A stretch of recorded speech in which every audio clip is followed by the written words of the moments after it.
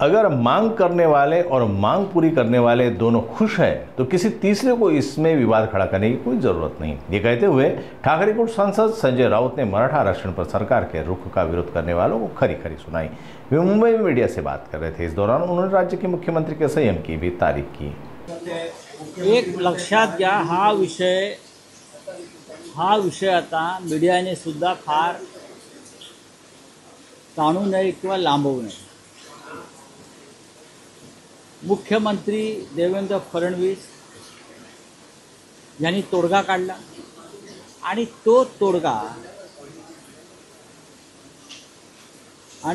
तोडगा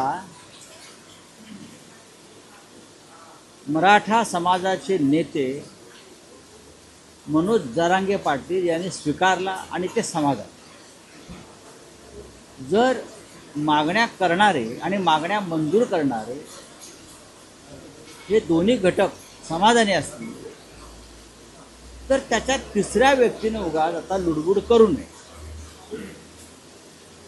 स्वतः मनोज जरांगे पाटील यांनी काल स्पष्ट केलेलं आहे की जो मसुदा त्यांच्या समोर आला किंवा जो GR त्यांच्या समोर आला त्याबाबत ते समाधानी आहे, समाज समाधानी आहे।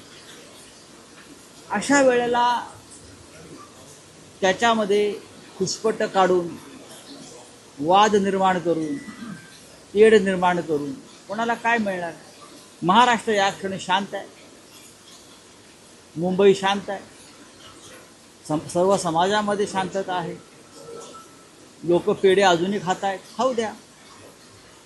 आता त्याच्यामध्ये हे नाही, त्याच्यामध्ये ते नाही, त्याच्यामध्ये पाहतील ना, नेते आहेत, पुन्हा आंदोलन करू म्हणतायत, पण या क्षणी समाधानी असतील तर मला स्पष्टपणे माननीय उद्धव ठाकरे साहेबांच्या वतीनं सांगायचं आहे, शिवसेनेच्या वतीनं सांगायचं आहे की सरकार आणि आंदोलक यांच्यामध्ये समेट झाल्यावर तो समेट कसा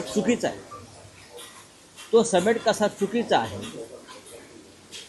याविषयी वारंवार काड्या करणं हे महाराष्ट्राच्या हिताचं नाही। स्वतः जरांगे पाटील त्यांच्या गावाला पोचलेले आहेत। मी काल त्यांचं वक्तव्यसुद्धा ऐकलं।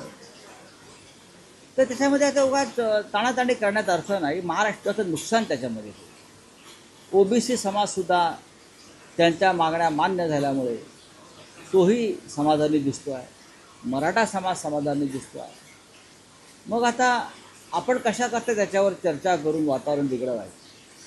अजिबात या गोष्टी कोणी करू नये आणि जे कोणी करत असतील त्यांनी महाराष्ट्राचं नुकसान करण्याचा विचार करू नये।